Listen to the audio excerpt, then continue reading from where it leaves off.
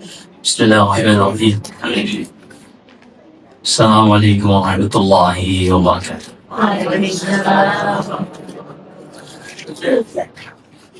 الحمد لله رب العالمين، نحمده تعالى ونستعينه ونستغفره، ونعوذ بالله من شرور أنفسنا ومن سيئات أعمالنا.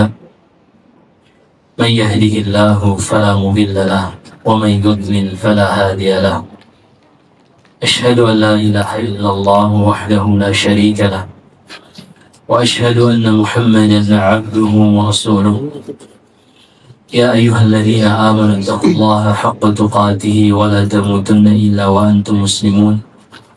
أما بعد، فإن أصدق الحديث كتاب الله، وخير الهدي هدي محمد صلى الله عليه وعلى آله وصحبه وسلم، وشر الأمور محدثاتها، فإن كل محدثة في دين الله تعالى بدعة، وكل بدعة ضلالة، وكل ضلالة في النار. Jemaah yang dirahmati Allah Subhanahu wa Ta'ala, Allah Subhanahu wa Ta'ala jadikan kehidupan manusia di dunia ini salah satu tujuan, sebagaimana Allah jelaskan di dalam surat Al-Mulk ayat kedua, adalah Allah Subhanahu wa Ta'ala ingin menguji setiap manusia di dalam kehidupannya ini, siapakah di antara mereka yang benar-benar menghambakan diri kepada Allah, baik ketika mendapatkan nikmat atau ketika tertimpa musibah, dalam keadaan waktu lapang atau waktu sempit, dalam keadaan sehat atau sakit. Allah berfirman dalam surat Al-Mulk ayat kedua ini, Alladzi khalaqal mauta wal hayata liyabluwakum ayyukum ahsanu amala. Dialah Allah Subhanahu wa Ta'ala yang menjadikan adanya kematian, kemudian kehidupan setelah kematian. Hikmahnya adalah dengannya Allah Subhanahu wa Ta'ala menguji kalian untuk melihat siapa di antara kalian yang benar-benar baik amalannya di sisi Allah Subhanahu wa Ta'ala. Maka ayat ini menyebutkan kehidupan ini asalnya adalah ujian. Sebagaimana juga Allah Subhanahu wa Ta'ala sebutkan di dalam surat Al-Balad, kata Allah Subhanahu wa Ta'ala dalam surat Al-Balad, laqad khalaqnal insana fi kabad. Ayat keempat dari surat Al-Balad, kata Allah Subhanahu wa Ta'ala, sungguh kami telah ciptakan manusia di dalam ujian berganti ujian, sebagaimana yang disebutkan Abdullah ibn Abbas radhiyallahu anhuma yang dinukil Ibnu Katsir dalam tafsirnya. Namun sebelum kita bahas tentang ujian ini dan bagaimana sikap manusia di dalam menghadapi ujian yang akan menjadikan tingkatan-tingkatan sebagian manusia berbeda dari sebagian yang lain di dalam menghadapi ujian ini. Pertama, kita harus ketahui terlebih dahulu bahwasanya Allah Subhanahu wa Ta'ala memberikan ujian ini bukan untuk membinasakan kita. Allah memberikan ujian ini bukan untuk menghancurkan kita. Allah berfirman di dalam surat Al-Baqarah, وَلَنَبْلُوَنَّكُمْ بِشَيْءٍ مِنَ الْخَوْفِ وَالْجُوعِ وَنَقْصٍ مِنَ الْأَمْوَالِ وَالْأَنْفُسِ وَالثَّمَرَاتِ وَبَشِّرِ الصَّابِرِينَ. Ayat 155. Kata Allah Subhanahu wa Ta'ala, sungguh benar-benar kami akan menguji kalian. Jadi ini sudah menjadi ketetapan Allah di dalam kehidupan ini. Mustahil ada satu manusia yang hidup tidak diuji. Ini mustahil. Jadi sudah menjadi ketetapan Allah yang dikenal dengan qadha'un kauni, ketetapan yang sifatnya takdir. Tidak ada seorang pun yang lahir melainkan pasti diuji oleh Allah Subhanahu wa ta'ala. Ini sudah pasti.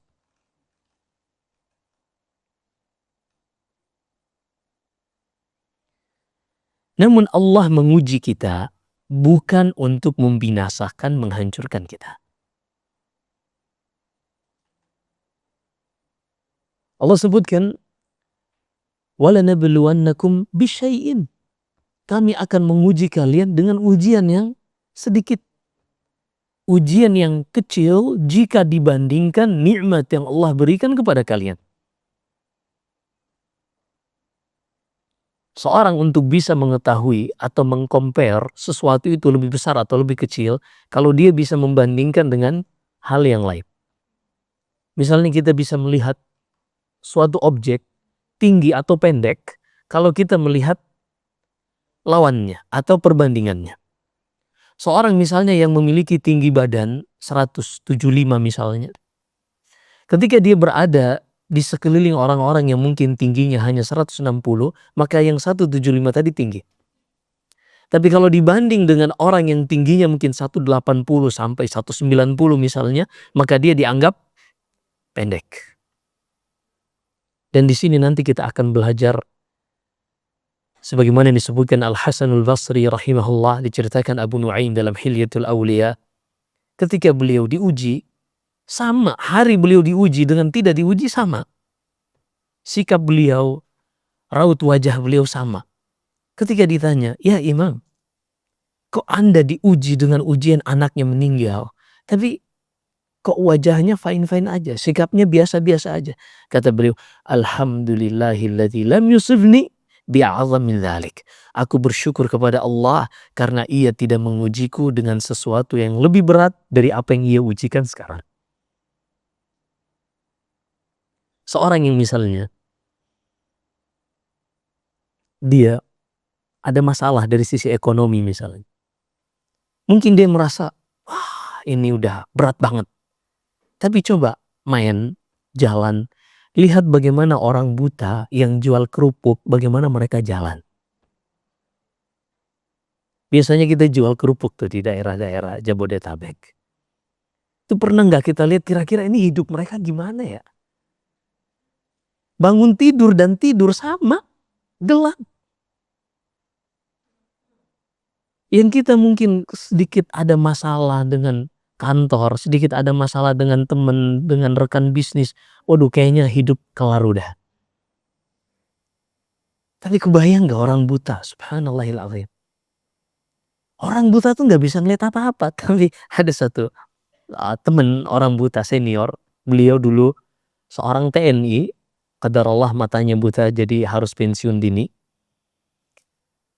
Subhanallah. Orang ini di mana ada masjid-masjid Salafiyin ahli sunnah, dia ada di situ. Dia bisa keliling-keliling. Yang mungkin tidak dia lakukan kalau dia sedang sehat, hanya duduk di kantornya. Terkadang ada di daerah Kalibata, terkadang ada di Blok M, terkadang ada di Depok. Subhanallah. Allahu Akbar.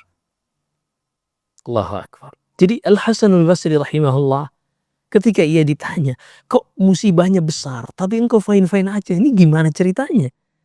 Kata Al-Hasan al-Basri, Alhamdulillahilladzi lam yabtalini bi'a'zami dzalik, atau lam yusibni bi'a'zami dzalik. Segala puji bagi Allah yang tidak memberikan ujian kepadaku yang lebih besar dari apa yang sudah diberikan untukku. Allahu Akbar.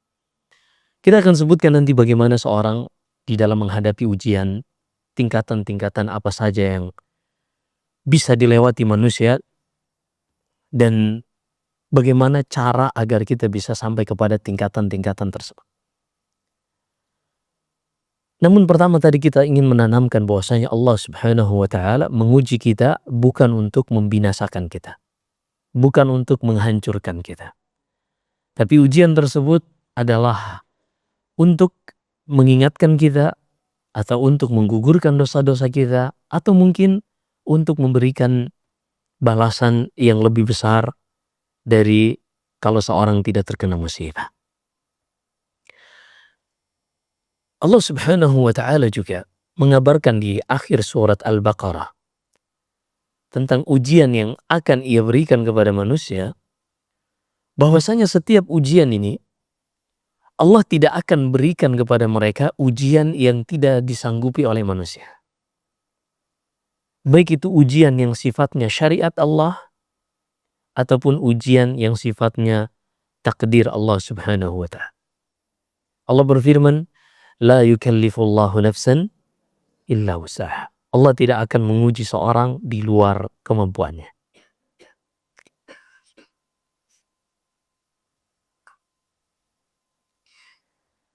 Ujian yang Allah Subhanahu wa Ta'ala berikan, besar dan kecilnya tergantung kita bagaimana cara melihatnya. Tapi yang jelas, dari sisi perbuatan Allah, Allah setiap menimpakan ujian kepada kita, ketahuilah ujian itu kecil karena Allah mengetahui kemampuan manusia. Allah berfirman dalam surat Az-Zukhruf,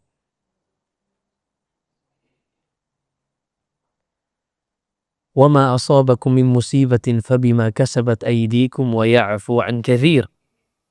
Atau dalam surat Asy-Syura ayat ke-30, dalam surat Asy-Syura ayat 30 kata Allah, apa saja yang menimpa kalian, semuanya dikarenakan hasil perbuatan kalian sendiri. Dan apa yang menimpa kalian kata Allah, ini hanya sebagian dari balasan terhadap apa yang kalian lakukan, dan Allah telah memaafkan lebih banyak dari apa yang sudah kalian lakukan. Seorang tidaklah ditimpa musibah melainkan dikarenakan perbuatannya sendiri. Tapi musibah yang menimpa pun ini hanya sedikit dari ulah perbuatan mereka. Sebagian besarnya Allah maafkan. Ini hakikat kehidupan, yaitu seorang tidak mungkin hidup tanpa ujian. Kemudian yang kedua, ini adalah hakikat ujian tersebut, bahwasanya ujian ini tidak untuk menghancurkan seorang, tidak untuk membinasakan seorang, dan setiap ujian masih dalam kemampuan setiap orang yang diberikan ujian. Kemudian yang berikutnya,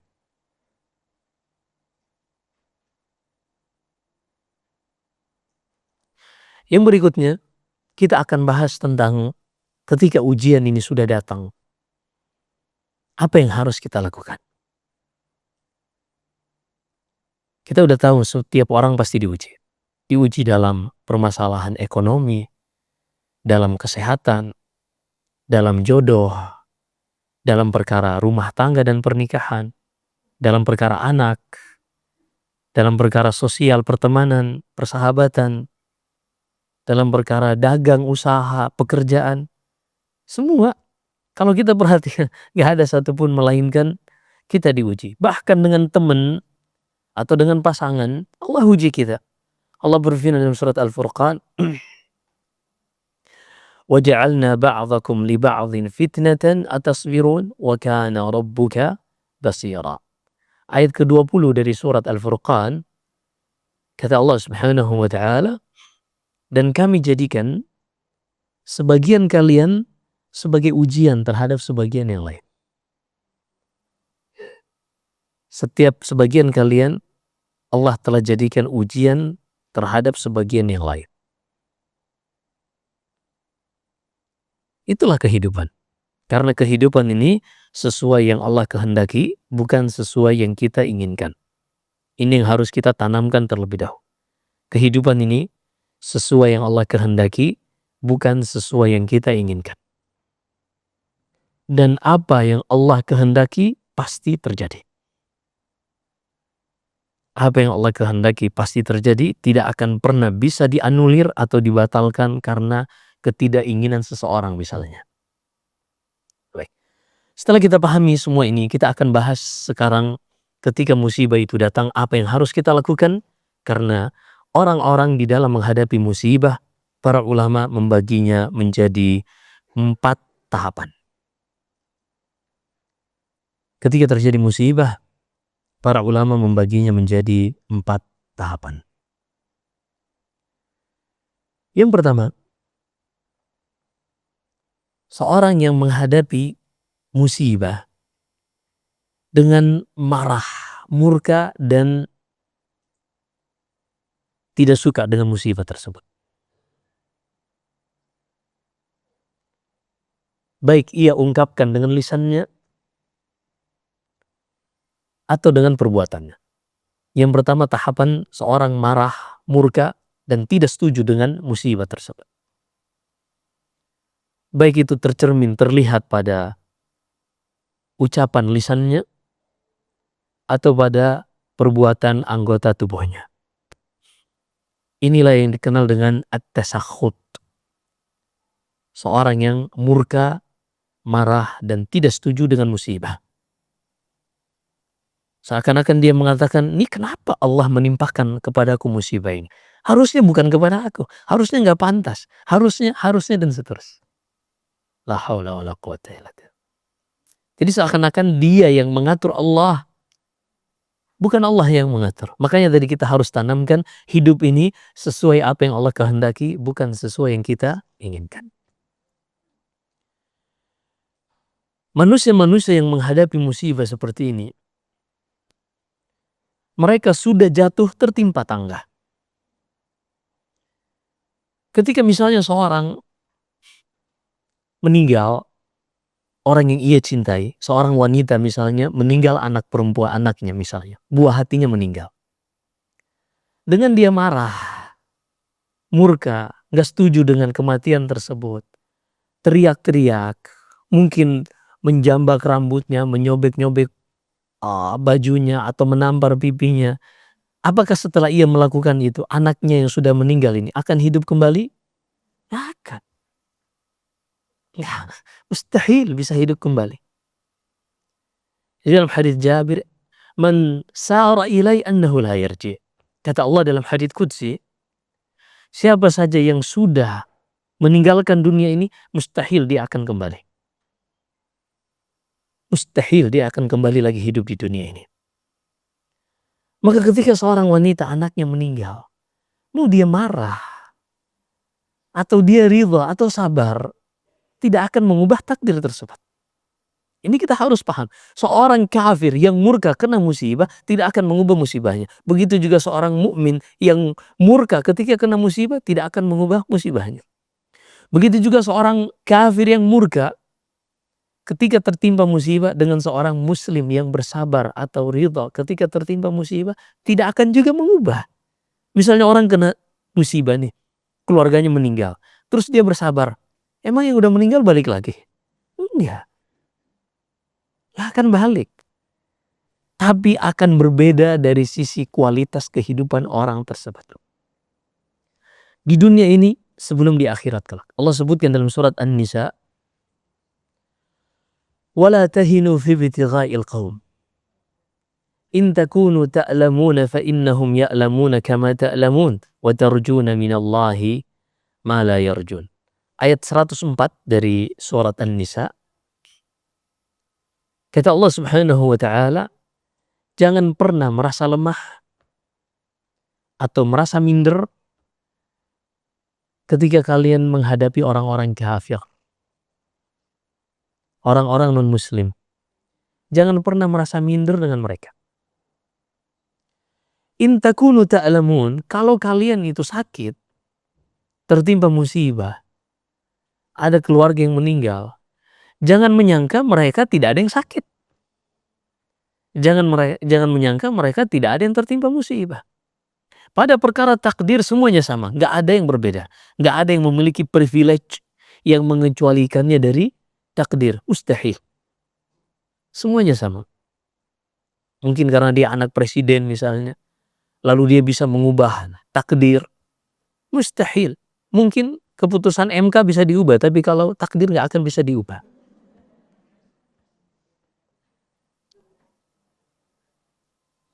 Privilege seorang hidup di dunia ini tidak akan bisa mengubah takdir. Allah sebutkan di akhir surat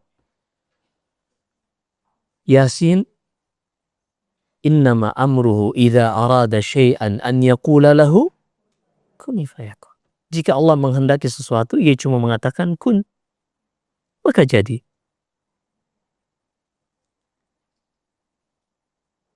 Maka seorang yang pertama ini ketika terkena musibah, ia langsung marah, nggak setuju. Aduh, banyak misalnya kecelakaan misalnya. Langsung yang ada di benaknya, aduh coba tadi kita telat dikit berangkatnya ya. Atau coba tadi, aduh kita tuh nggak lewat sini, lewatnya sono. Banyak. Itu kalau orang udah kena beban pikiran seperti itu, apa yang akan terjadi pada dirinya? Stres, karena hormon kortisolnya meningkat. Mengakibatkan stres. Stres. Dan stres itu salah satu yang menghilangkan kebahagiaan. Salah satu yang menghilangkan kebahagiaan adalah stres. Allah sebutkan di dalam surat Yunus, Ala inna awliya Allahi la khawfun alaihim wa lahum yahzanun. Alladzina amanu wa kanu yattaqun lahumul bushra fil hayatid dunya wa fil akhirah la tabdila li khalqillah. La tabdila li kalimatillah. Ayat ke-62 dari surat Yunus. Kata Allah subhanahu wa ta'ala, ketahuilah wali-wali, hamba-hamba kesayangan Allah tidak akan pernah mereka merasakan ketakutan dan tidak akan pernah merasakan kesedihan. Disebutkan Al-Baghawi rahimahullah dalam tafsirnya, rasa takut itu yang Allah hilangkan dari wali-walinya, dari hamba-hamba pilihan yang ia rahmati ini, adalah mereka tidak pernah memikirkan masa depan yang membuat mereka takut. Dan tidak pula mereka memikirkan masa lalu yang membuat mereka sedih. Mereka hidup, ya sudah jalani. Ketika mereka memulai sesuatu, mereka mengatakan, Bismillahi tawakkaltu ala Allah, la hawla wa la quwata illa billah. Ini yang mereka tempuh pertama. Dalam hadis Abu Hurairah dalam Sahih Muslim, kata Nabi SAW, ihris ala ma yanfa'uk, wasta'in billah, wa la ta'ajaz. Berusahalah untuk selalu produktif. Lakukan hal-hal yang bermanfaat. Mintalah pertolongan kepada Allah dan jangan pernah merasa lemah dan pesimis. Tetap optimis, produktif. Dan jangan lupa minta pertolongan kepada Allah dengan bertawakal. Kalau setelah engkau menjalankan rencanamu, tapi ternyata tidak sesuai yang engkau harapkan, hasilnya tidak sesuai ekspektasi, maka jangan mengatakan, aduh coba ya tadi kita tidak melakukan strategi ini, coba tadi kita pilih strategi. Jangan, karena nggak akan bisa mengubah hasil yang sudah terjadi. Namun ucapkanlah qadarullahi wa ma syaa.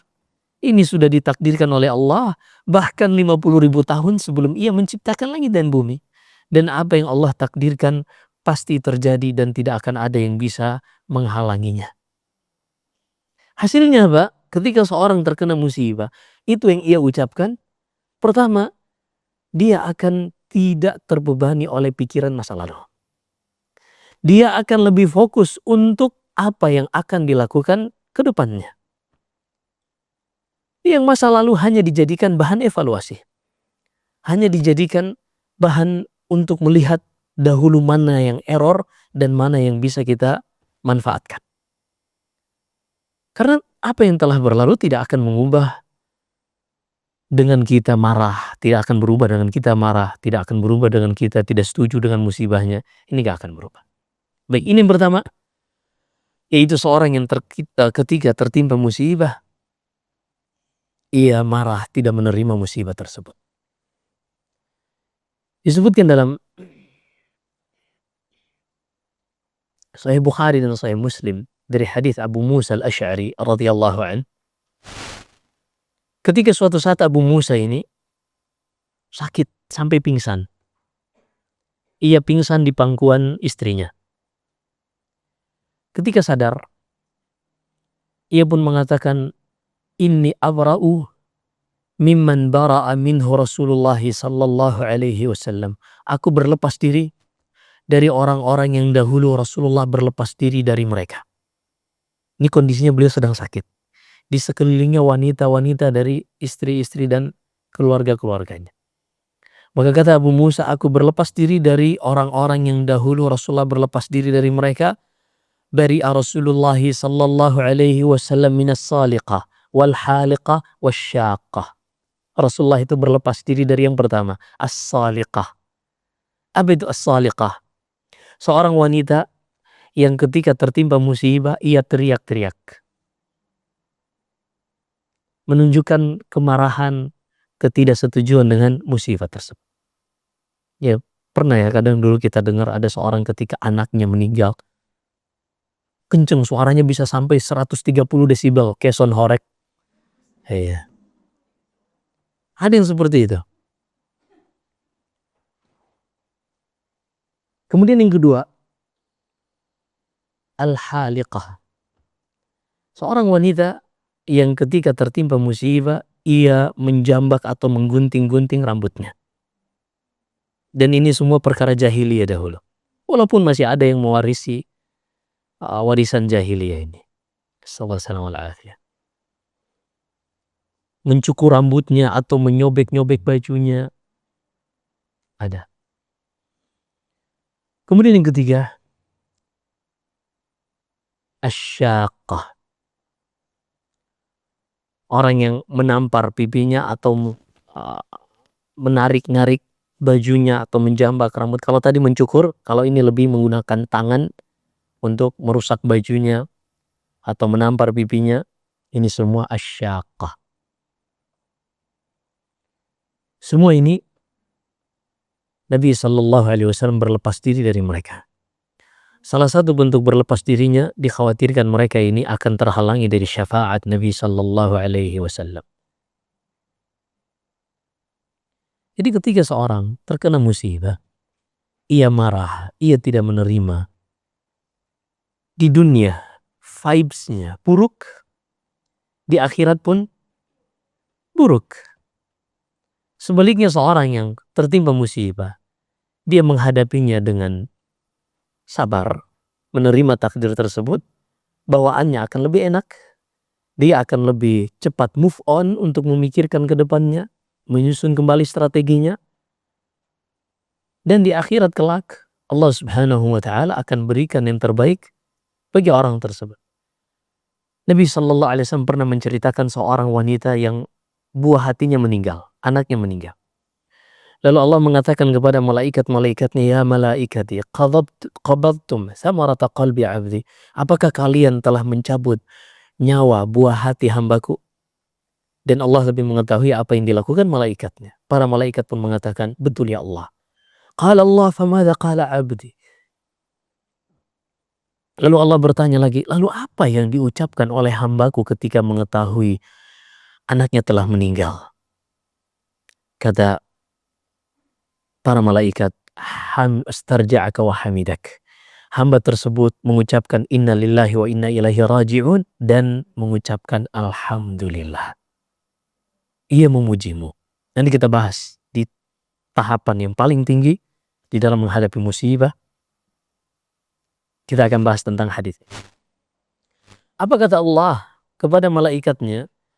Qala ibnu li'abdi baitan fil jannah wa sammuhu baital hamd.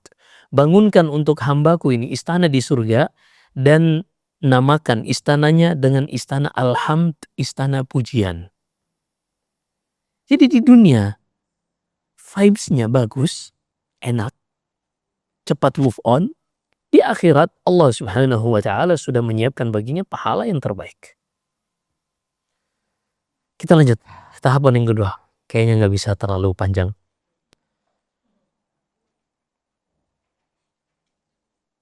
Yang kedua, maqam as-sabar. Tingkatan seorang di dalam menghadapi musibah, yaitu dia bersabar. Dan tingkatan ini disebut tingkatan wajib. Apa arti wajib? Artinya tingkatan ini ketika seorang terkena musibah, paling minimal ia harus sabar. Kalau dia tidak memenuhi tingkatan ini, maka dia berdosa. Al-wajib di dalam definisi ahli fiqih adalah ma yufsabu fa'iluhu wa yu'aqabu tarikuh. Wajib itu sesuatu yang jika ditinggalkan, orang yang meninggalkannya ini akan dihukum, dan sesuatu jika dikerjakan, maka yang mengerjakannya tersebut mendapatkan pahala. Itu wajib. As-sabar, apa itu sabar? Habsun nafs 'anit tasakhuti 'indal bala. Menahan diri dari marah ketika tertimpa musibah.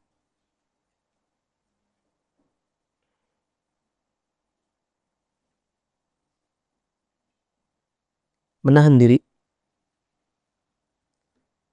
dari marah ketika tertimpa musibah. Ini sabar. Baik itu ia menahan lisannya untuk tidak menjadi salikah, wanita yang teriak-teriak ketika terkena musibah, atau wanita yang ketika terkena musibah mulutnya tiba-tiba berubah jadi kebun binatang. Iya. Ada yang seperti itu. Sampai hewan yang nggak ada pun dibikin sama dia. Pakai bahasa Suryani. Bahasa semut. Astagfirullah. Astagfirullah. Nah, ada wanita yang seperti itu. Ada wanita yang seperti itu. Nasallahu alaihi wasallam. Kata Nabi sallallahu alaihi wasallam, "An-naihatu in lam tatub." Hadis Abu Malik Al-Asy'ari dalam Sahih Muslim. Uqima laha yaumal qiyamati qatiran min nar. Seorang wanita yang naihah, yang meratapi mayit yang meninggal, meratap itu dengan teriak-teriak, memukul-mukul, menampar pipinya, atau menjambak rambutnya. Ini semua bentuk ratapan. Wanita yang suka meratap ini, ketika ia tidak bertobat, meninggal di hari kiamat kelak, ia akan dipakaikan pakaian dari api. Na'udzubillah. Pakaian dari api. Maka tahapan yang pertama dari seorang mukmin, kalau yang tadi itu tahapan yang tercelah, yang haram, yaitu tasakhut, marah ketika terjadi musibah. Adapun sabar, inilah sikap seorang muslim, dan ini sikap atau tahapan paling standar, paling dasar.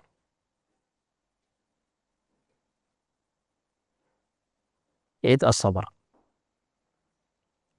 Allah Subhanahu wa taala berfirman, "Wa basyiris sabirin alladzina idza asabathum musibatun qalu inna lillahi wa inna ilaihi raji'un." Berikan kabar gembira bagi orang-orang yang bersabar, yaitu mereka yang ketika ditimpa musibah, mereka mengatakan inna lillahi wa inna ilaihi raji'un. Apa arti inna lillahi wa inna ilaihi raji'un? Ini manusia-manusia yang mengucapkan inna lillahi wa inna ilaihi raji'un, mereka yang paham kehidupan. Inna lillahi artinya kita semua berasal dari Allah. Apa maksudnya? Kita tuh dahulu nggak ada. Kita tuh dahulu nggak ada. Ini kan misalnya umur kita ada yang 30, mungkin ada yang lebih senior 40, 50. Ada mungkin yang lebih muda. Pernah gak sih kita kepikiran sebelum ibu kita hamil, itu kita di mana? Sebagian ulama mengatakan di alam arwah, seperti yang Allah sebutkan dalam surat Al-A'raf, "Wa idza akhadha rabbuka min bani Adama min zuhurihim dzurriyyatahum wa asyhadahum ala anfusihim alastu bi rabbikum." Dulu di alam arwah. Oke, sebelum adanya alam arwah, kita dahulu di mana? Jawabannya Allah sebutkan dalam surat Al-Insan ayat kedua. Hal ata 'alal insani hinu minad dahri, ayat pertama dan ayat kedua. Hal ata 'alal insani hinu minad dahri lam yakun syai'an madhkura inna khalaqnal insana min nutfatin amsyajin nabtali faja'alnahu samian basira. Belumkah sampai kepada manusia kisah dahulu mereka itu sesuatu yang tidak bisa disebut? Manusia dulu nggak ada. Kok sekarang kita bisa ada? Oh, karena ada orang tua kita. Orang tua kita kok bisa ada? Terus karena orang tuanya ada. Kakek kita. Sampai Nabi Adam. Kok Nabi Adam bisa ada? Karena Allah ciptakan dari yang tadinya tidak ada. Jadi kita semua berasal dari sesuatu yang tidak ada, kemudian Allah ciptakan maka menjadi ada. Ketika kita yang tadinya tidak ada, kemudian menjadi ada, ketahuilah kita menjadi ada ini bukan karena kehebatan kita. Bukan karena privilege kita atau orang tua kita. Karena misalnya orang tuanya darah biru, iya, makanya dia ada. Yang ono dia ada juga karena orang tuanya darah hitam, misalnya darah cumi-cumi misalnya. Enggak ngaruh. Yang seperti itu enggak ngaruh. Semuanya kita berada di muka bumi ini mutlak, murni keinginan Allah, rahmat dari Allah. Sehingga nikmat kehidupan ini tidak bisa dibayar. Gak bisa. Gak ada seorang yang bisa bayar nikmat kehidupan. Walaupun kita beribadah dari sejak kita dilahirkan sampai kita meninggal terus sujud kepada Allah, belum bisa membalas syukur untuk nikmat diciptakan. Nabi SAW pernah mengatakan, menceritakan, inna fis sama'ir rabi'ah malakan, ada di langit keempat atau langit yang lain ada satu malaikat yang Allah ciptakan mundu an khuliq sajidan lillah, sejak pertama kali diciptakan, karena khusus malaikat tidak dilahirkan. Malaikat tidak menikah. Yang menikah dan melakukan regenerasi ini hanya manusia dan jin. Adapun malaikat, mereka hanya diciptakan langsung dari cahaya dan hanya untuk beribadah. Nabi SAW menceritakan ada satu malaikat sejak Allah ciptakan ia langsung bersujud. Dan tidaklah ia mengangkat kepalanya dari sujudnya sampai malaikat Israfil meniupkan sangkakala. Ketika terjadi hari kiamat, ia mengangkat kepalanya dengan mengatakan, Subhanak.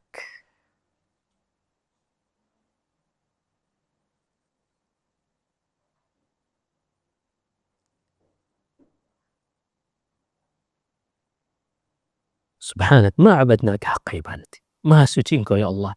Benar-benar kami tidak bisa menunaikan ibadah yang seharusnya kepadamu ya Allah.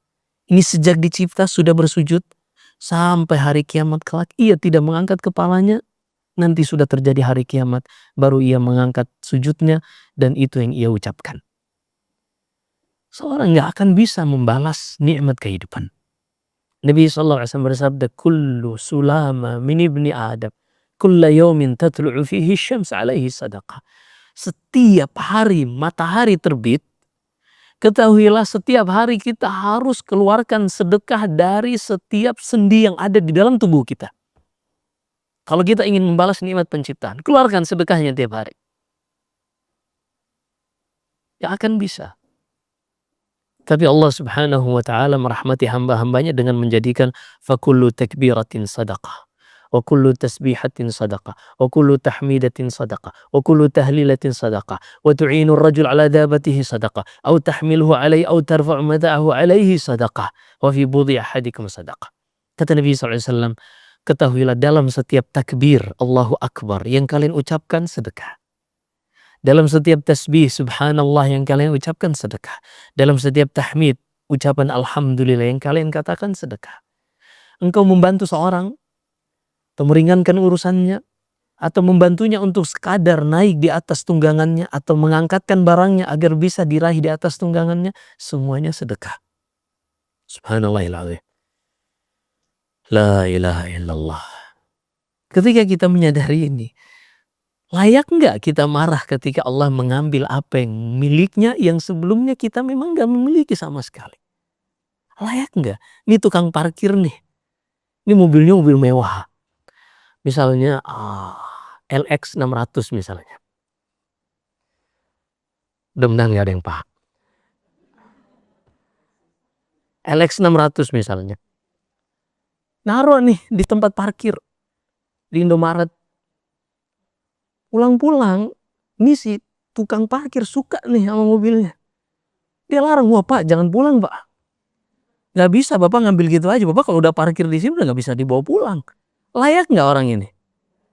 Ini bisa dikerumunin satu netizen Indonesia kalau kayak gitu. Jadi gak layak. Lah anak, pasangan, suami atau istri, harta, bahkan nafas, jantung yang berdetak.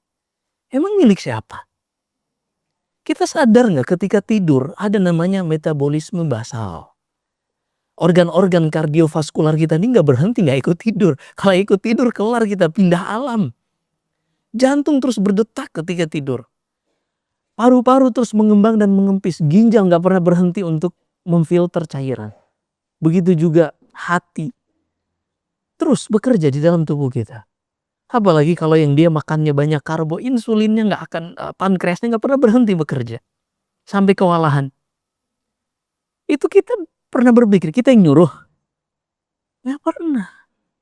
Kita nggak pernah nyuruh. Kita kalau udah tidur udah iler aja ngalir kita nggak sadar. Gimana mau ngurusin jantung dan lain-lain kita? Ya subhanallahiladzim. Semuanya Allah yang ngatur. Allah subhanahu. Dzalika taqdirul azizil alim. Itulah pengaturan Allah Al-Aziz yang maha perkasa Al-Alim dan maha mengetahui. Nah sekarang nih Allah pengen ambil. Diambil. Milik Allah. Kita mau marah. Ente kayak tukang parkir gak bisa marah. Apa yang kita ucapkan? Oh iya silahkan. Ini kan mobil bapak. Masa yang punya Lexus ini datang. Pak punten saya mau ambil mobilnya boleh nggak? Kan enggak. Dia langsung buka kunci. Masuk mobil nyalain. Syukur-syukur kalau kasih goceng tuh tukang parkir. Enggak juga kan dia nggak bisa marah. Syahid. Jemaah yang dirahmati Allah subhanahu wa ta'ala. Maka seorang yang ketika ia menghadapi di dalam kehidupannya berupa musibah, lalu dia mengucapkan inna lillahi wa inna ilaihi rajiun, orang cerdas, orang yang paham tentang kehidupan. Dia tahu kita datangnya ke muka bumi ini, emang ada yang datang bawa koper dari rahim ibunya. Bah, itu ibu bawa bayi aja udah kewalahan tuh. Gimana kalau bayinya bawa koper? Repot. Kita lahir kata Allah dalam surat An-Nahl ayat ke-78 kata Allah. Wallahu akhrajakum min butuni ummahatikum la ta'lamuna syai'an wa ja'ala lakum as-sam'a wal absara wal af'idata la'allakum tashkur. Ayat ke-78 kata Allah dari surat An-Nahl. Dialah Allah yang mengizinkan kalian terlahir dari rahim-rahim ibu kalian. Kata Allah, tahu nggak kalian tuh? Lahir ke dunia ini dalam keadaan tidak membawa apa-apa. Tidak membawa alas kaki. Nyangkut tuh sepatu kalau bayi lahir pakai sepatu. Nggak membawa alas kaki. Tidak berpakaian sehelai benang pun. Dan juga tidak mengetahui apapun. Tidak mengetahui. Tentu bayi di depannya ada batu dikira coklat, makan deh. Ditelan mungkin. Ini kita manusia. Datang dalam keadaan seperti itu. Tapi Allah menyayangi kita, Allah berikan kepada kita 3 perangkat. Dengan ini kita bisa menjalani kehidupan ini dengan baik. Allah berfirman pada ayat lanjutannya tadi. وَجَعَلَ لَكُمُ السَّمْعَ وَالْأَبْصَارَ وَالْأَفْئِدَةَ. Kemudian Allah berikan kepada kalian nikmat berupa pendengaran. Dengannya kalian bisa belajar. Penglihatan. Dengannya kalian bisa mengamati. Dan juga Allah berikan kalian akal dan hati, dengannya kalian berpikir dan menggunakan perasaan. 3 perangkat inilah yang membedakan kita dengan benda mati. Perangkat-perangkat inilah yang membedakan kita dengan makhluk-makhluk lain seperti hewan, tumbuhan yang tidak Allah berikan akal sebagaimana halnya manusia. Maka seharusnya seorang manusia dengan perangkat ini ia benar-benar memahami hakikat kehidupan, dari mana dia datang dan kemana ia akan kembali. Baik, kita skip lagi, jangan terlalu panjang. Maka ini yang kedua atau tahapan atau jenis manusia yang kedua dalam menghadapi musibah. Tahapan sabar, dan ini wajib bagi manusia untuk melakukannya di dalam menghadapi takdir. Kemudian yang ketiga dari tahapan manusia di dalam menghadapi takdir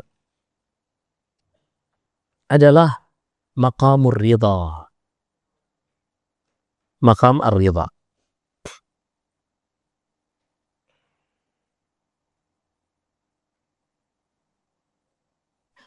Apa itu?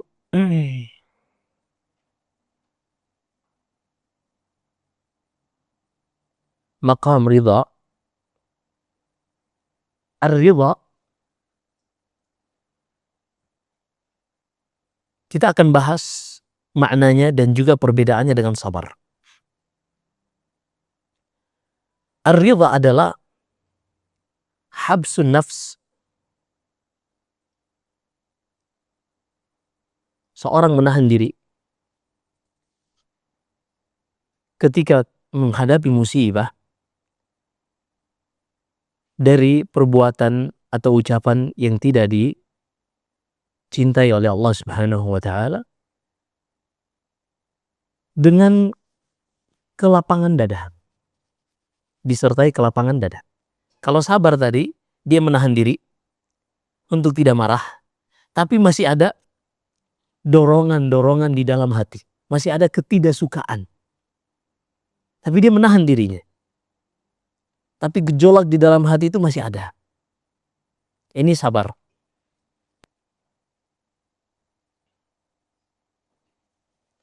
Adapun ridha, dia menahan dirinya, tidak mengucapkan perkara yang dibenci Allah, dan juga tidak melakukan hal-hal yang dimurkai Allah.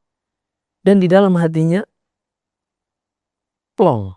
Di dalam hatinya tidak ada lagi yang berat baginya di dalam menghadapi atau menerima musibah ini.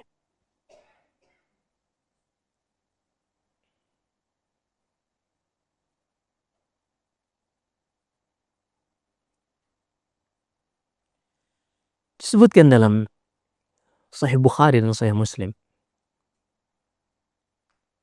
dari hadis Anas bin Malik radhiyallahu an, di tahun ke-9 Hijriah meninggal anak laki-laki Nabi sallallahu alaihi wasallam yang bernama Ibrahim. Ketika meninggal, Nabi sallallahu alaihi wasallam menyaksikan jenazah ini bersama beberapa sahabatnya, di antaranya Abdurrahman ibn Auf radhiyallahu anhu. Abdurrahman ibn Auf melihat kedua mata Nabi sallallahu alaihi wasallam mengalirkan air mata. Ia pun mengatakan, "Wa anta ya Rasulullah. Ya Rasulullah, engkau menangis." Apa kata Rasulullah SAW? "Ya Abdurrahman, ya ibn Auf, innaha rahmah." Wahai ibn Auf, Abdurrahman ibn Auf, air mata ini adalah rahmat yang Allah berikan kepada manusia. Kemudian kata beliau, "Innal aina tadma' wa innal qalba yahzan wa la naqulu illa ma yurdi Rabb wa inna li firaqika ya Ibrahim la mahzunun." Sesungguhnya mata ini terkadang menangis.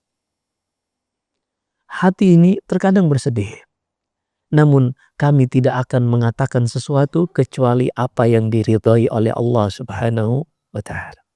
Dan wahai Ibrahim, sesungguhnya berpisah denganmu adalah kesedihan yang sangat mendalam kami rasakan.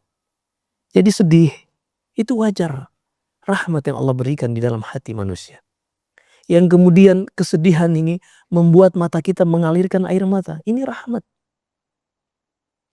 Dan mengalirnya air mata, seorang menangis, bersedih, tidak berkonsekuensi dia benci dengan musibah tersebut.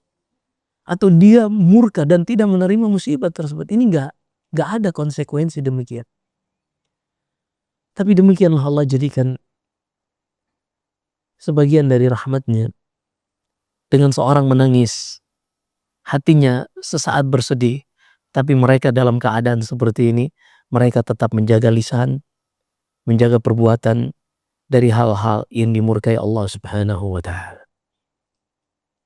Dan Nabi kita Muhammad sallallahu alaihi wasallam adalah sebaik-baik teladan kita di dalam semua hal dari unsur-unsur kehidupan manusia, baik itu ketika terkena musibah. Rasulullah juga terkena musibah. Maka kalau seandainya manusia terbaik terkena musibah, lalu kita ingin tidak terkena musibah, ini sama saja dengan kita mengharapkan sesuatu yang mustahil. Mustahil. Kecuali kalau kita bisa hidup tanpa menghirup oksigen, silakan Anda mengharap tidak terkena musibah. hal yang mustahil. Maka ini ridha. Ini ridha adalah maqam yang atau tingkatan seorang manusia di dalam menghadapi musibah. Ia tahu musibah tersebut berat, tapi ia mengikhlaskan di dalam hatinya, lapang dadanya menerima musibah, dan tidak ada satupun yang ia ucapkan kecuali apa yang diridhai oleh Allah Subhanahu wa Ta'ala.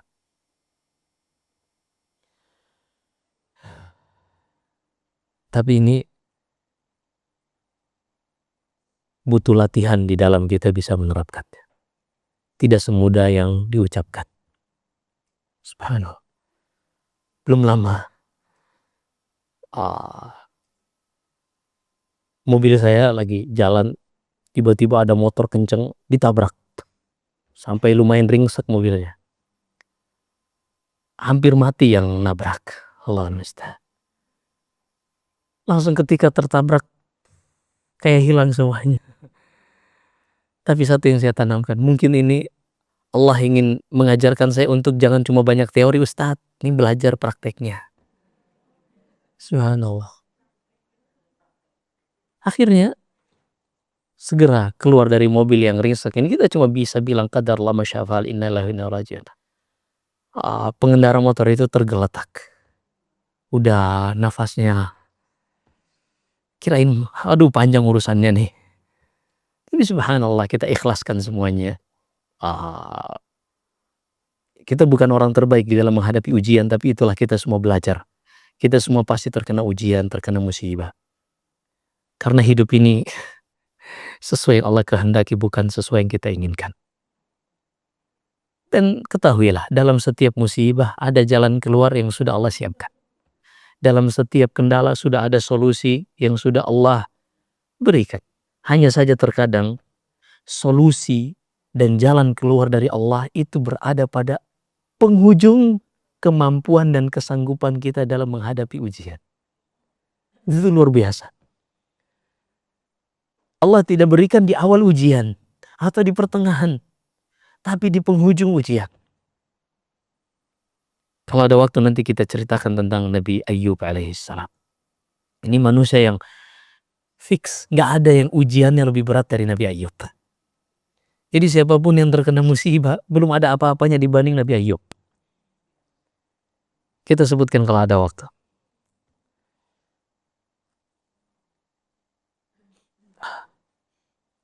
Ini maqam ridha.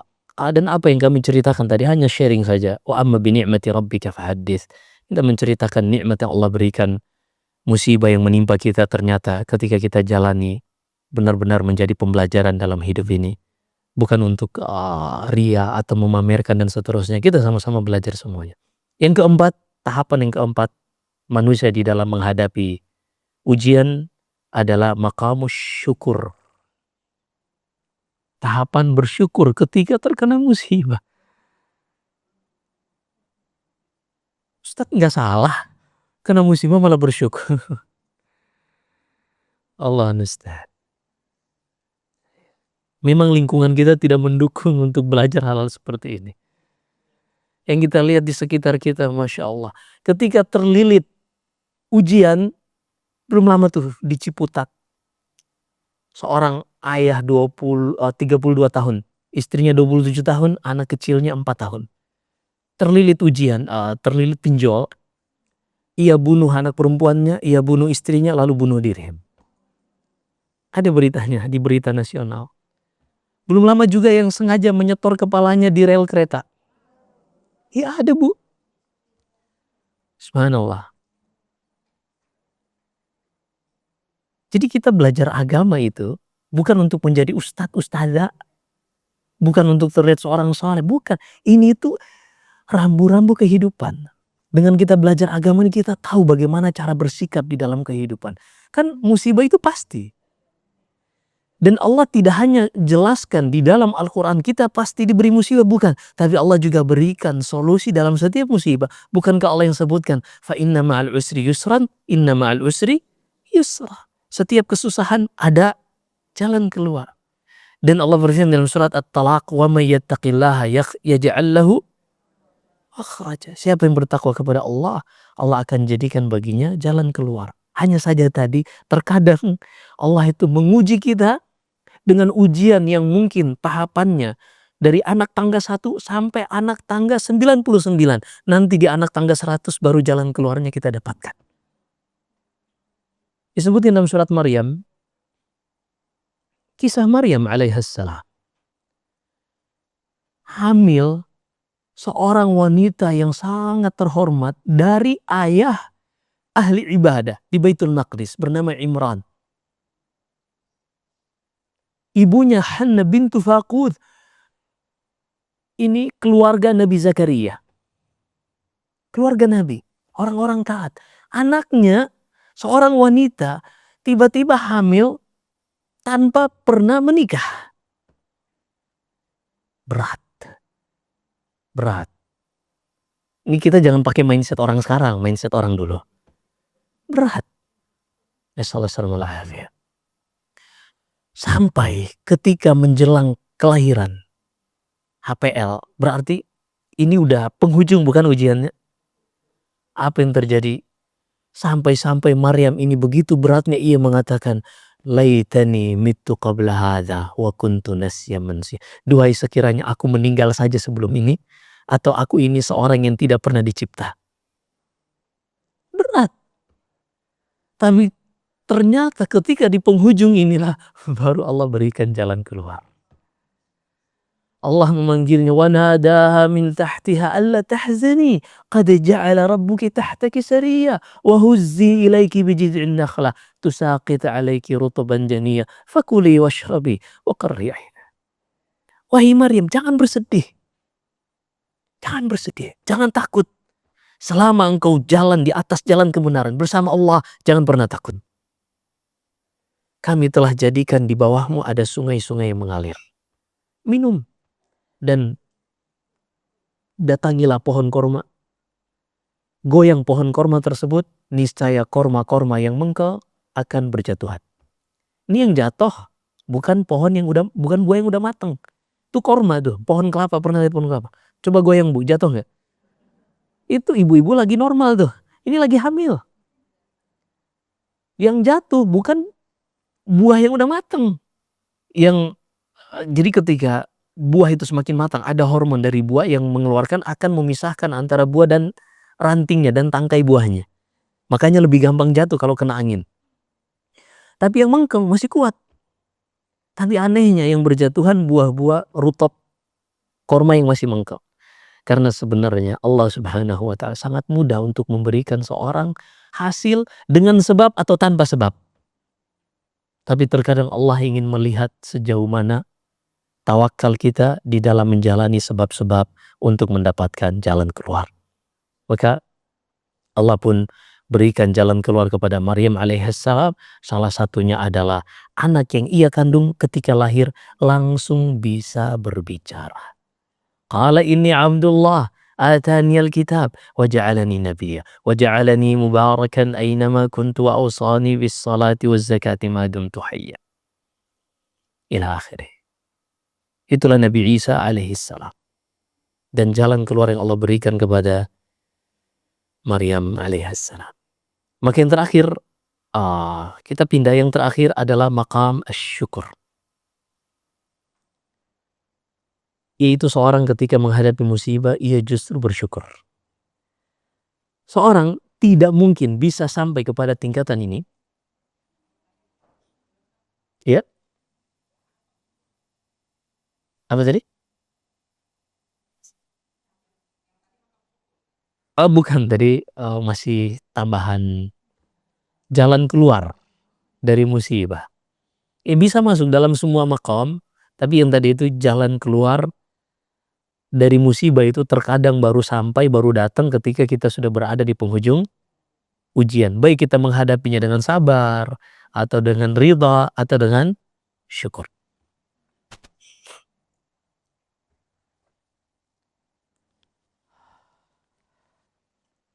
Baik.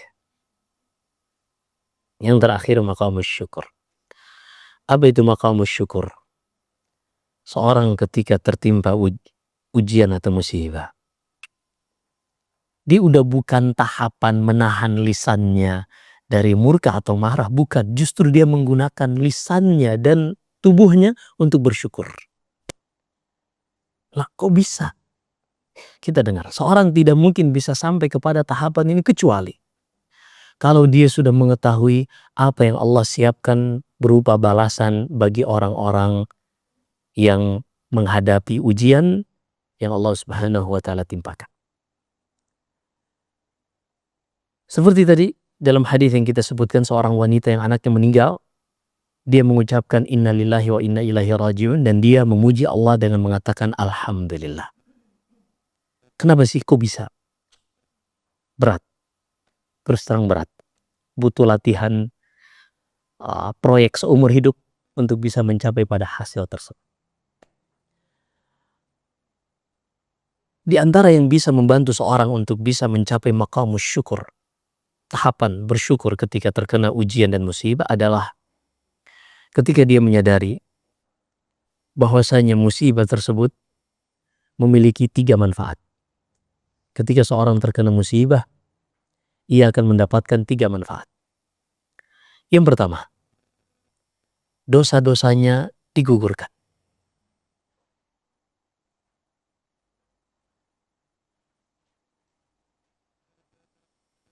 Yang pertama, dosa-dosanya digugurkan. Dalam hadis Aisyah, dalam hadis Abu Hurairah, di Sahih Bukhari dan Sahih Muslim sangat banyak. Tapi kita ambil satu hadis yang diriwayatkan Jabir bin Abdullah radhiyallahu anhuma di dalam riwayat Imam Tirmidzi. Nabi sallallahu alaihi wasallam mengatakan, yawaddu ahlul afiyah lamma yarawna ahlal bala ma yu'tawna minal ajr law anna juludahum tuqradu bil miqrab. Di hari kiamat kelak, orang-orang yang semasa hidupnya sehat, rezekinya lapang, ketika mereka melihat orang-orang yang semasa hidupnya susah, ekonominya sempit, badannya sakit-sakitan, tapi di hari kiamat diberi pahala yang sangat luar biasa. Dosa-dosa mereka diringankan. Orang-orang yang sehat pun mereka mengatakan, ya Allah, izinkan kami kembali ke dunia dan berikan ujian kepada kami, badan kami kalau perlu dicabik-cabik dengan sisir dari besi. Kami bersabar dan nanti kami diberikan pahala seperti mereka. Tapi kan siapa yang sudah meninggal tidak akan bisa kembali. Kesempatan hidup cuma sekali. Maka orang-orang yang paham tujuan keberadaannya di dunia ini adalah untuk beribadah, maka dia justru bersyukur ketika Allah Subhanahu wa taala berikan ujian kepadanya. Contoh yang lain misalnya.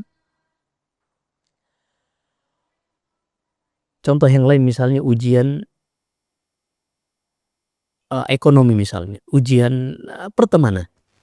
Kadang kami udah lama gak ketemu, tiba-tiba, bang, biar silaturahmi gak putus, pinjam dulu 100 ya. Kita pinjemin nih.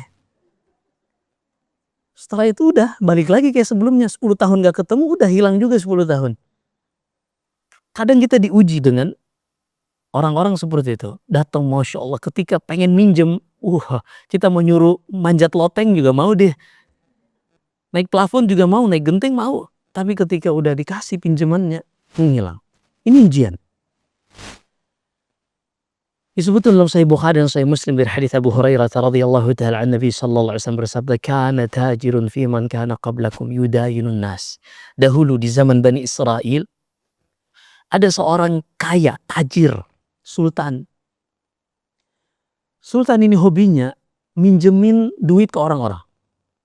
Ini hobi, minjemin duit ke orang-orang. Setelah orang-orang ini minjem, dia akan mengatakan kepada debt kolektornya, siapa saja yang datang dan mereka belum sanggup untuk melunasi, tajawazan fala'allallah yatajawazan. Maafkan. Berikan penangguhan. Semoga dengannya Allah di hari kiamat nanti akan memaafkan kita dan juga memberikan penangguhan untuk kita.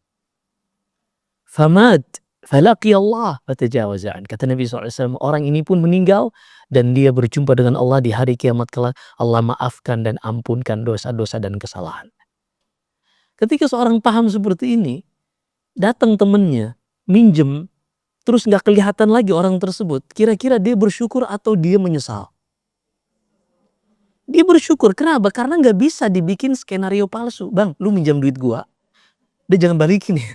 Pura-pura lu nggak bisa. Nggak bisa dibikin-bikin. Nggak bisa dibuat skenario palsu. Emang Allah nggak tahu kita bikin skenario palsu? Dan teman kita juga, nanti ente zolimin ana ya, di hari kiamat ente nanti yang masuk neraka ya.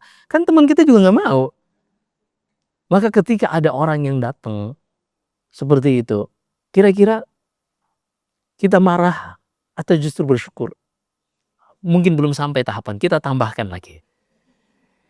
Di hari kiamat kelak ada namanya mizan. Ada namanya timbangan. Allah berfirman, فَأَمَّا مَنْ ثَقُلَتْ مَوَازِينُهُ فَهُوَ فِي عِيشَةٍ رَاضِيَةٍ وَأَمَّا مَنْ خَفَّتْ مَوَازِينُهُ فَأُمُّهُ هَاوِيَةٌ. Hanya 2 kondisi Allah sebutkan. Siapa yang catatan amalannya lebih berat, kebaikannya, maka langsung masuk surga. Siapa yang catatan keburukannya lebih berat, langsung masuk neraka. Tahu nggak, ada orang-orang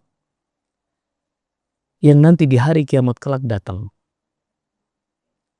amalan yang ia lakukan tidak cukup untuk memasukkannya ke dalam surga. Timbangannya terlalu ringan dibanding dosanya. Tapi dahulu dia orang yang dizalimi. Di dalam Sahih Muslim dari hadits Abu Hurairah, kata Nabi SAW, "Tadruna manil muflis?" Tahu nggak kalian siapa orang yang bangkrut? Kata para sahabat, orang yang bangkrut yang sudah tidak punya dagangan yang bisa dijual dan juga sudah tidak punya modal untuk membeli dagangan lagi yang akan dijual. Kata Rasulullah, itu hanya urusan dunia. Yang bangkrut di hari kiamat kelak, orang-orang yang datang membawa pahala sholat yang udah diterima. Puasa udah diterima, sedekah udah diterima. Ini udah diterima nih. Kita jamin gak ibadah kita diterima? Sholat, puasa, zakat, sedekah. Gimana mau diterima habis sedekah, posting selfie dulu dengan sedekahnya, ya kan? Potensi untuk tertolak itu sangat banyak. Kita sholat malam nih, kita nggak umumin ke orang sholat malam, hanya update status jam sekian, biar orang tahu, oh ini orang jam 3 udah bangun nih, dia udah update status di WA. Tipis, riya itu tipis. Allahul musta'an.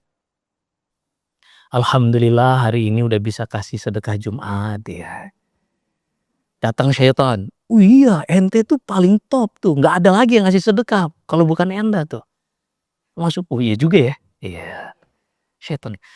Ketika orang ini datang di hari kiamat kelak membawa pahala yang sudah diterima, sayangnya dia menzalimi saudaranya, mengambil harta saudaranya, menjatuhkan kehormatan saudaranya. Maka diambil pahala orang tersebut yang sudah diterima tadi, diberikan kepada orang yang dizalimi. Yang tadinya catatan amalannya ringan, jadi berat. Ini kita bersyukur nggak nih kalau ada yang ngasih kita pahala? Belum siap juga ternyata.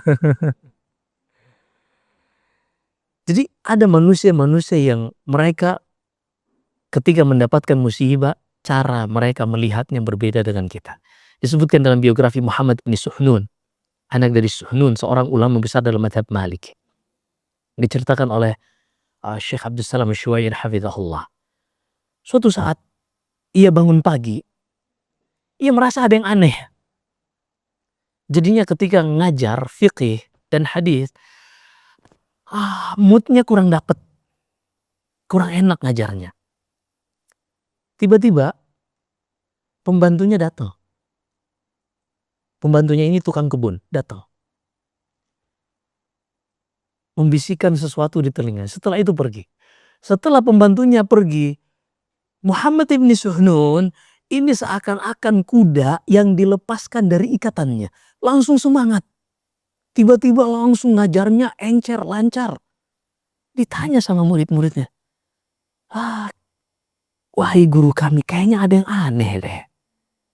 Tadi di awal engkau mengajar, kayaknya gak ada gairah untuk mengajar. Tapi setelah datang pembantumu membisikkan sesuatu, engkau tiba-tiba seperti kuda yang terlepas dari ikatannya. Semangat. Ada apa wahai guru kami? Kata Muhammad ibn Suhnud. Aku perhatikan hidupku kok nyaman terus. Gak pernah diuji. Aku khawatir. Jangan sampai ini istidraj. Jangan sampai ini penangguhan dari Allah. Yang ketika Allah akan mengazabku, tidak akan ada lagi pemaafan sama sekali. Rasulullah bersabda, innallaha la yumli lidh-dhalim hatta idza akhadha lam yuflit. Allah itu berikan penangguhan kepada orang zalim, ditambahkan hartanya, disehatkan badannya. Tapi kalau Allah mengazabnya, tidak akan ada ampunan lagi. Aku khawatir, kata Muhammad ibn Suhnud. Tiba-tiba pembantuku tadi, tukang kebunku datang membisikkan, wahai imam, kebun yang kita sudah tunggu beberapa hari lagi akan panen, terbakar. Ludes semuanya. Maka aku pun bersyukur kepada Allah, ternyata ini bukan istidraj. Hanya masalah waktu aja ya, belum datang musibahnya. Bersyukur. Ada manusia yang bersyukur. Tapi kapan? Kan tahapannya panjang. Kita baru belajar hari ini, tiba-tiba mau praktek seperti mereka. Ini hanya Ultraman yang mampu seperti ini. Allahul musta'an. Fasyahid, itulah pentingnya kita belajar, kita duduk di majelis. Mungkin kalau kita tidak duduk di majelis, kita juga nggak pernah dengar. Emang ada orang ketika kena musibah dia ridha, dia bersyukur. Ternyata ada. Allahumma musta'an. Kayaknya tanya jawab, Bu. Atau lanjut terus hari Jumat sih. Kalau nggak hari Jumat sampai asar juga siap deh. Nah, silakan kita buka tanya jawab kalau misalnya ada yang bertanya. Wallahu a'lam.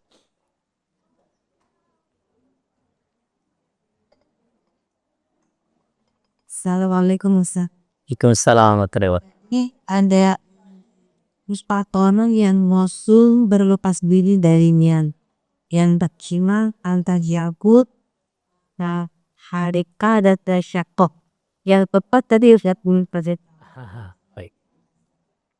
Hadisnya ada 3 yang Rasulullah SAW berlepas diri darinya. Yang pertama as-saliqa, yang kedua al-haliqa, yang ketiga asyaqqah. Adapun at-tasakhud itu seorang yang murka ketika ini tahapan dari 4 tadi, bukan. Jadi gini, kita akan sebutkan dulu definisi hadis tadi atau arti hadis tadi. Yang pertama, Rasulullah berlepas diri dari yang pertama, seorang saliqah yang mengangkat suaranya teriak-teriak ketika terkena musibah. Yang kedua, al-haliqah, wanita yang mencukur rambutnya, menggunting-gunting rambutnya ketika terkena musibah. Kemudian yang ketiga, asyaqa, yang menampar pipinya atau menyobek bajunya dengan tangan. Ini asyaqah. Adapun at-tasakhud, ini adalah kondisi seseorang di dalam menghadapi musibah, yaitu dia tidak bersabar. Bisa dengan dia teriak, bisa dengan dia menggunting rambutnya, bisa dengan dia menyobek bajunya misalnya, atau guling-guling atau apapun. Bisa dengan manjat yang listrik, turun lagi, manjat lagi. Kurang kerja. Jadi at-tasakhud itu kondisi manusia menghadapi musibah. Seperti apa ketika ia menghadapi musibah dengan tasakhud ini? Bisa dengan marah dengan lisannya atau dengan perbuatan anggota tubuhnya. Demikian, Allahu a'lam.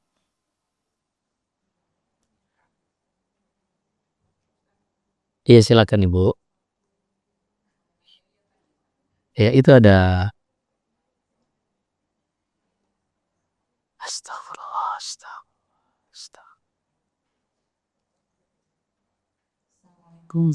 Waalaikumsalam.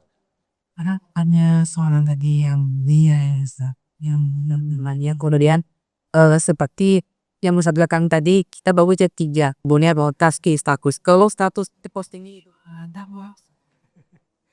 Nunggu syuruk Bu baru pasti.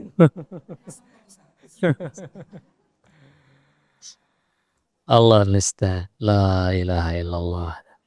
Di dalam sebutkan dalam hadis Ma'qil ibn Yasar, di dalam riwayat Ashabus Sunan, Nabi sallallahu alaihi wasallam pernah mengatakan kepada Abu Bakar As-Siddiq radhiyallahu taala an, kata Nabi sallallahu alaihi wasallam, "Ya Aba Bakrin, asyirku fi ummati akhfa min dabibin namlati sauda fi lailatil dhalma."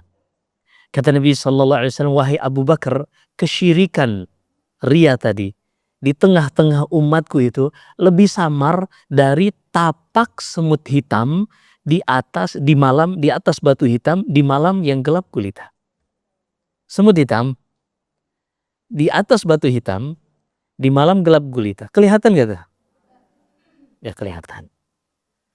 Artinya apa? Sangat-sangat samar. Jadi gini, kita ambil realnya deh. Seorang yang memposting status di jam seperti itu dengan seorang yang tidak memposting, mana kira-kira yang lebih terjaga dari ria? Tidak memposting. Tapi, apakah dengan memposting sudah pasti ria? Belum tentu. Bahkan ketika dia menceritakan, alhamdulillah malam ini bisa sholat tahajud, belum tentu ria. Dia posting nih jam 2, Masya Allah, alhamdulillah malam ini Allah mudahkan bangun, kita sholat tahajud, bacanya Al-Kahfi sampai habis misalnya. Apakah otomatis dia ria? Belum tentu. Allah sebutkan di akhir surat Ad-Duha, wa amma bi ni'mati rabbika fahdits. Dan adapun nikmat dari Rabbmu, ceritakan. Disebutkan Ibn Al-Qayyim rahimahullah dalam kitabnya Al-Wabilus Shayyib. Hanya saja, ketika kita menceritakan nikmat, ini kembali kepada niat orang yang menceritakannya. Jadi ketika dia memposting sesuatu, niatnya untuk mengingatkan orang lain, untuk berdakwah, sah. Tapi ketika dia niatnya untuk ria, untuk ditahu jam segitu udah bangun, maka sesuai dengan niatnya. Innamal a'malu binniyat. Nih ya. Tapi sekarang secara normal, ketika seorang memposting dengan tidak memposting jam seperti itu, yang lebih terjaga dari ria adalah yang tidak memposting. Jadi gini, caranya dalam hal seperti ini kita tidak lakukan. Tapi kalau ada orang lain yang melakukan, jangan menghakimi orang lain. Jangan suudzon kepada orang lain. Tapi kalau kita, mohon maaf enggak. Dengan seperti itu hati lebih selamat. Enak hidup. Ini kan ada sebagian orang hidup ketika tetangganya bawa motor baru misalnya Aerox, iya. Pipinya ngisyaratin ke kanan tuh. Dikasih isyarat. Nanti sebelah lagi datang ke kiri lagi bibirnya tuh, yang sebelah pakai NMAX baru misalnya langsung. Ternyata yang depan LX 600 misalnya. Monyong kan bibirnya. Jadi gak ada enaknya deh jadi orang yang hasad itu. Kan enak hidup. Jadi salah satu bahaya hasad adalah dia sedang bertentangan dengan Allah, bukan dengan sesama manusia. Karena Allah sebutkan dalam surat Az-Zukhruf, nahnu qasamna bainahum ma'isyatan fil hayatid. Kami yang membagi-bagi rezeki manusia. Kok kami beri si fulan, dia gak setuju. Berani banget dia. Kami beri tetangganya, kami tidak beri. Kok dia gak setuju? Berani banget dia. Jadi seorang yang hasad itu dia sedang berhadapan dengan Allah Subhanahu wa ta'ala. Makanya ketika kita berinteraksi dengan hal seperti tadi, kalau kita berusaha untuk benar-benar menjaga hati ini bersih. Kita menjauhkan diri kita dari madhinnah, dari kondisi-kondisi yang berpotensi untuk menimbulkan ria. Tapi kalau ada orang lain yang melakukan, kita husnul dhan. Mungkin dia melakukan ini untuk mengingatkan anaknya mungkin, atau mungkin tetangganya, iya. Nah, tapi yang aneh kadang sebagian laki-laki yang mulai aneh, dia membangunkan akhwat yang lain, ibunya, kakak perempuannya gak dibangunin sama dia. Ukhti bangun, udah jam 3 tahajud ya. Padahal orang tuanya gak dibangunin tuh. Nah ini parahnya seperti ini. Ini ada udang di balik bakwan. Nah, wallahu a'lam. Silakan kalau ada pertanyaan lagi. Jadi kembali kepada niatnya. Jika niatnya memang ikhlas, nggak ada masalah insya Allah.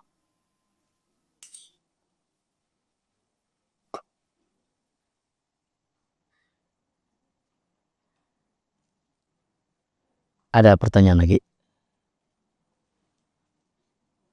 Cukup?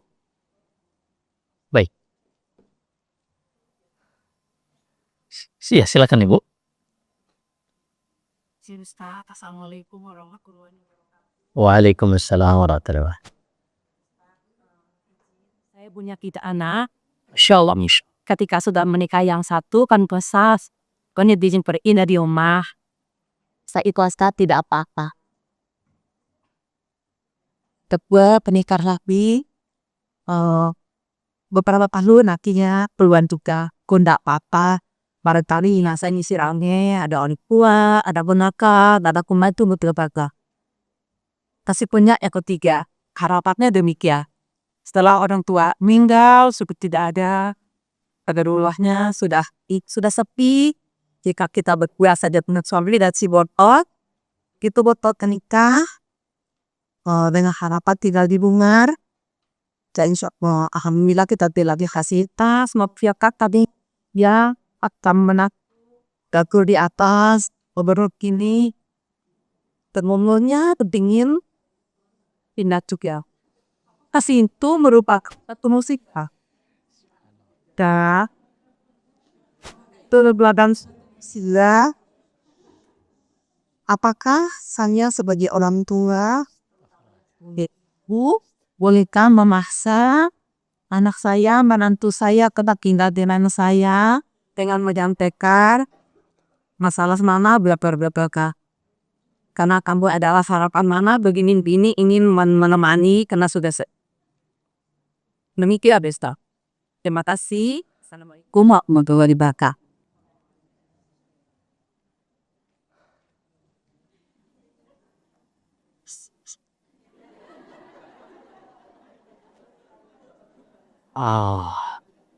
Subhanallah. Jadi posisi ibu ini kayak ibu saya sekarang dan saya anak bontot itu, Bu. Subhanallah. Subhanallah. Iya. Jadi kebetulan saya juga anak bontot dan memang ibu kami di Sulawesi. Jadi semua anak-anak yang masing-masing menikah, keluar rumah. Sedih. Sampai terakhir saya pun keluar rumah karena memang kuliah di Lipia di Jakarta, kemudian di Mekah. Jadi seperti itulah kondisinya. Subhanallah, ini dari sudut pandang seorang ibu. Berarti itu yang dirasakan ibu saya, subhanallah. Sedihnya banget, Ustaz. Hai, Allah al-mustah.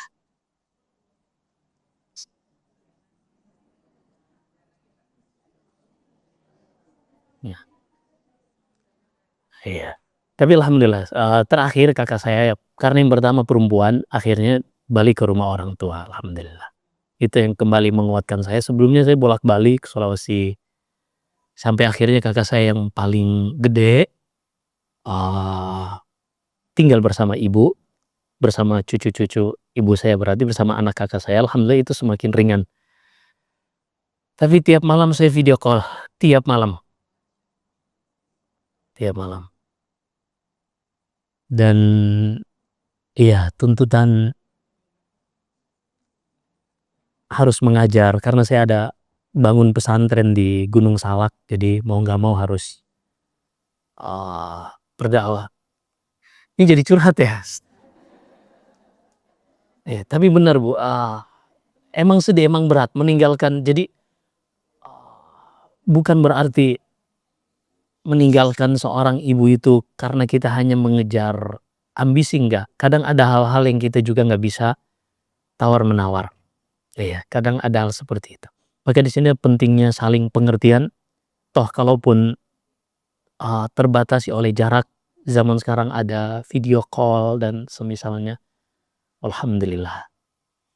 Intinya tentunya semuanya tadi Allah sebutkan di dalam surat Al-Furqan, kami jadikan sebagian kalian ujian terhadap sebagian yang lain. Anak ujian bagi ibunya, ibu ujian bagi anaknya. Namun satu yang dipastikan, Bu. Apapun ujian kita terhadap anak, berusaha untuk menjaga kesolehan anak tersebut. Karena apalah artinya ketika anak ini dekat dengan kita tapi mereka tidak soleh. di hari kiamat kelak.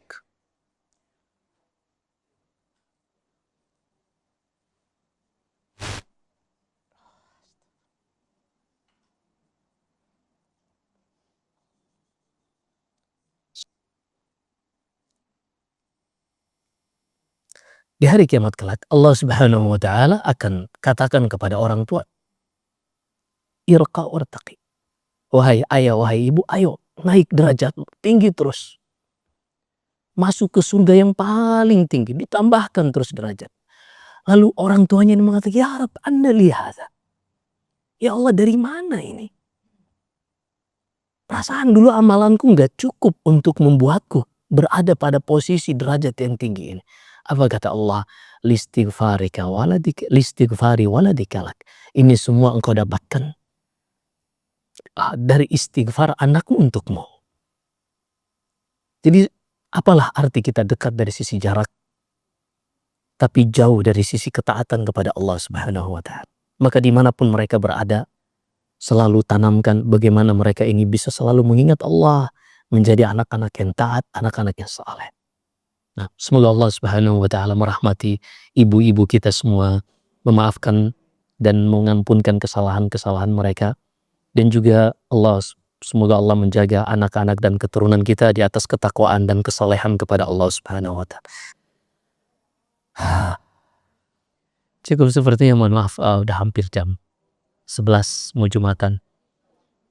Mudah-mudahan Allah jadikan kita hamba-hamba yang mendengarkan ucapan dan mengikuti yang terbaik dari ucapan tersebut. Jika ada benarnya semata-mata dari Allah Subhanahu wa Ta'ala. Jika ada kesalahan dan kekurangan dari saya, wa astaghfirullah li wa lakum. Sallallahu alaihi wasallam baraka ala nabiyina Muhammad. Subhanakallahumma bihamdik asyhadu an la ilaha illa anta astaghfiruka wa atubu ilaik. Wassalamualaikum warahmatullahi wabarakatuh.